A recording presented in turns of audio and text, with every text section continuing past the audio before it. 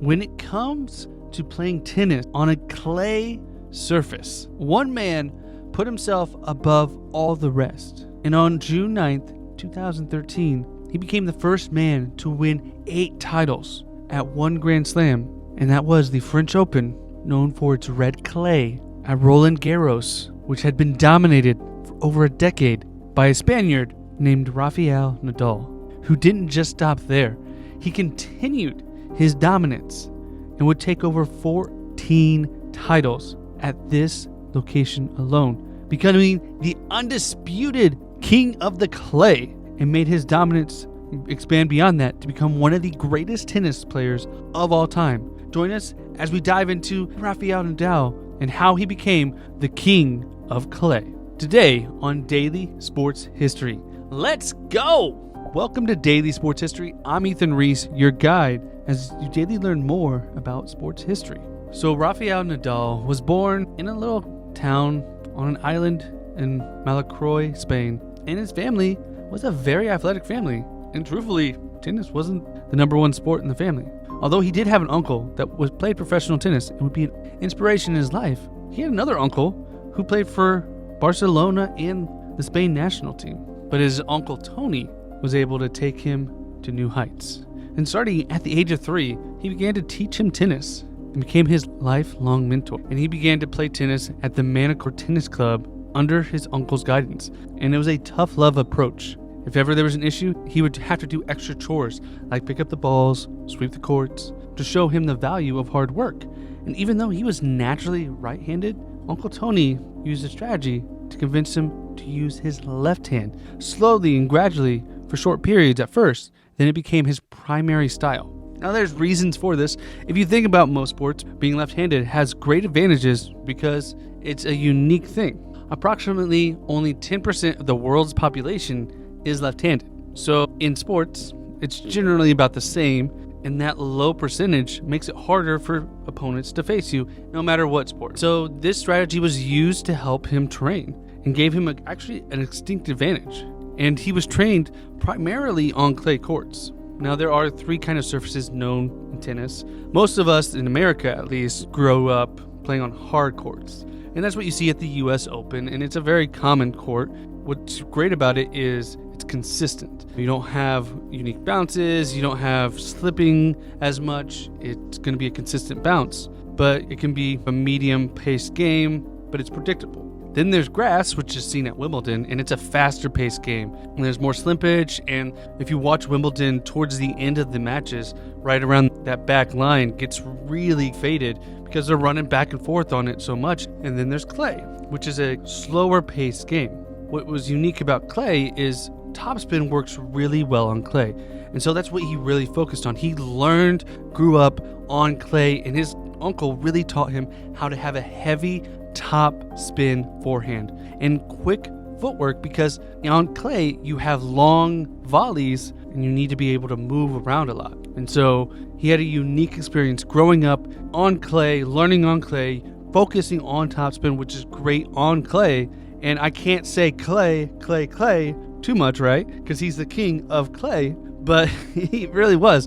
He was focused on it, okay? Even by the age of 8, he was winning regional tournaments and showing signs of great success. But he was also playing other sports and having success in soccer too. And by the age of 12, his family came to him and said he needed to decide, because he was on the verge of possibly going to play professional soccer or professional tennis. And that takes a lot of time either way, so he needed to decide. And obviously he chose tennis. And by the age of 15, he actually turned pro after intensive training with local competition. In his early years showed a combination of his natural talent and relentless discipline that he learned from his uncle Tony.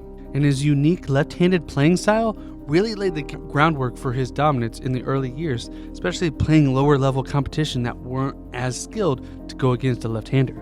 Then in 2005, he arrived at Roland-Garros, the location of the French Open, at just 19 years old. He had already made a name for himself, winning the Monte Carlo and the Rome Masters both on clay. And he had been working his way up the ranks and was seeded 4th and considered a strong favorite, as many of his peers had already started to call him the best clay player in the world before his first French Open.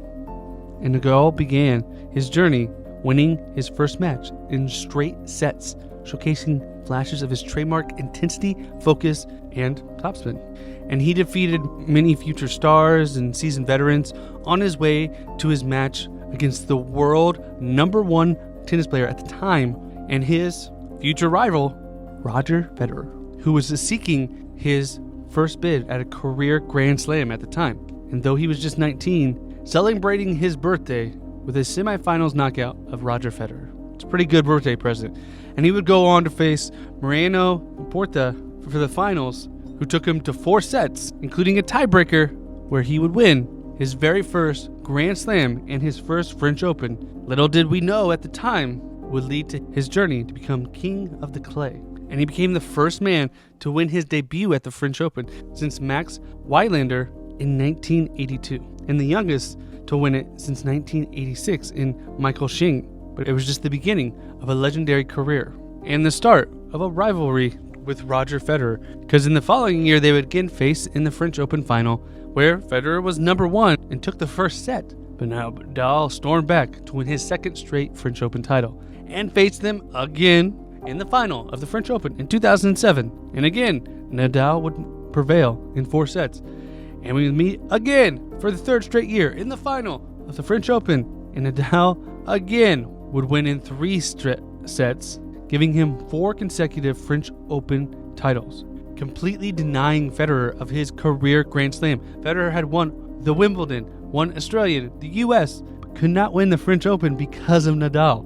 And what really grew their rivalry was this one thing. Nadal loved the French Open, loved dominating on clay, and would win other Grand Slams, but stopping Federer from his Grand Slam increased their rivalry, increased tennis overall. These two really grew tennis to a new level that we hadn't seen probably since McEnroe and York.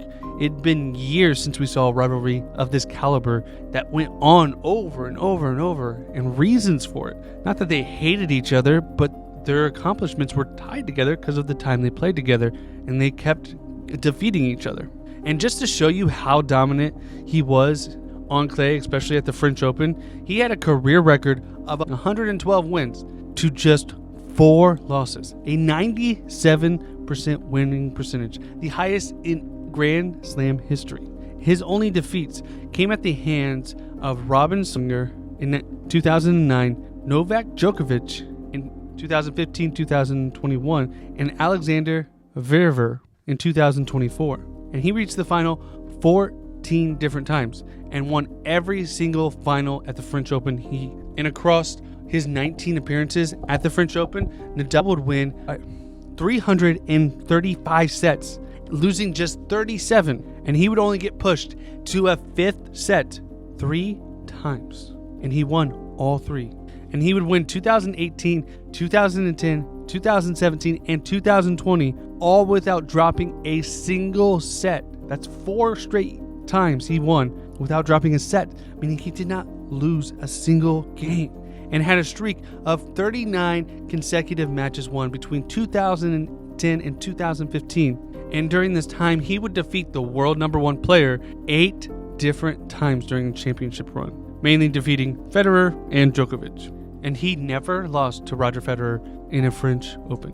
And he would go on to win 14 French Open titles in his career, the most by any single player at a single Grand Slam, showcasing his dominance on clay and at the French Open. But he didn't just have success at this tournament. He would win 2 Australian Opens, 2 Wimbledons, and 5 US Opens. But he did have some setbacks in his career. He wasn't just infallible. In 2009, he actually suffered his very first loss at Roland-Garros to Robin Soldinger, ending his 31-match win streak. And this was the one and only year Federer won a French Open, because he did not have to face Nadal.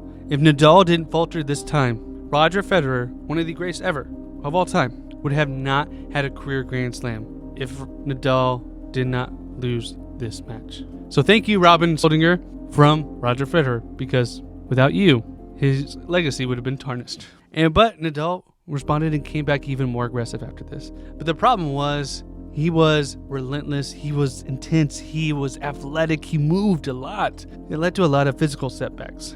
He missed the 2016 tournament due to a wrist injury, and it began to build up injuries that would last throughout the rest of his career. In his later years, he had even more pop up and really led to him losing a few of his matches in the French Open at the time.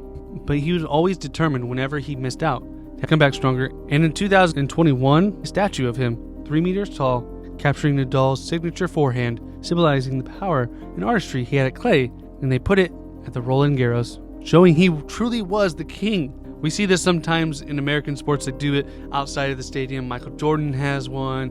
Peyton Manning has one in Indy. You see these statues outside the stadium of where these guys dominated.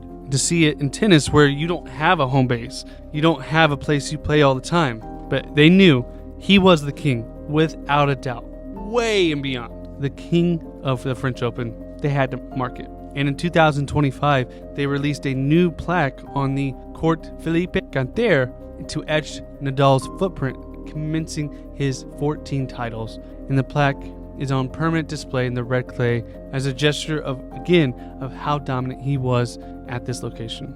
And as a show of solidarity for this footprint reveal, his rivals came to support him. Roger Federer was there, Djokovic was there, Andy Murray, who he battled throughout the years, was there, showing that Nadal was a great competitor, but also loved by his rivals. It wasn't a hated rivalry, it was love and just adoration. He put everything he had into this location, into playing on clay, and it showed going above and beyond. We don't see this at other locations. Wimbledon doesn't have this.